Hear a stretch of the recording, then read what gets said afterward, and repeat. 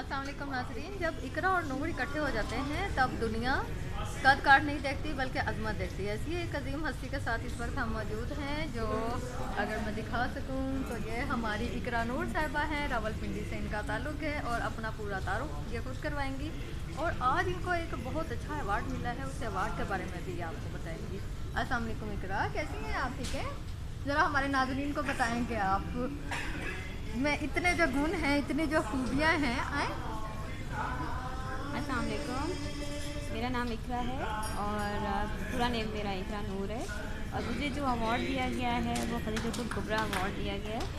और ये जो अवार्ड किसी को अगर दिया जाता है तो सिर्फ और सिर्फ उसकी सोशल वर्किंग के लिए, उसकी क्या वर्किंग है, किस तरह की उसकी हिम्मत है, किस तरह से वो पाकिस्तान में अपना किरदार अदा कर रहा है। और ये जैसे दिखा रही हैं, ये मेरा अवार्ड है और मैंने अल्हम्दुलिल्लाह इस चीज़ को अचीव किया है। और अगर मैं अपनी वर्किंग को देखा जाए तो मेरी जो वर्किंग है वो मैं यूथ पार्लियामेंटेरियन हूँ और इसके अलावा मैं मोटिवेशनल स्पीकर हूँ वुमेन एम्पावरमेंट में, वुमेन विद डिसेबिलिटीज़ पे। और इसके अलावा मैं डिसेबिलिटी मिनिस्टर मैंने काम किया है, ठीक है। इसके अलावा मैं डिसेबिलिटी एक्सेसिबिलिटीज़ पे मैंने काम किया है, प्रोजेक्ट्स पे मैंने काम किया है।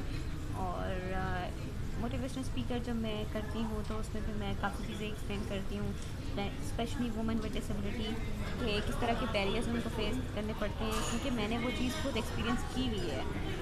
और इसके अलावा काफ़ी चीज़ें रहती हैं और मैं हर वो एक्टिविटी करती हूँ जिसमें हम ये बता सकें कि हर डिसेबल पर्सन, चाहे वो मर्द है या औरत है, कोई भी किसी से कम नहीं है, ठीक है।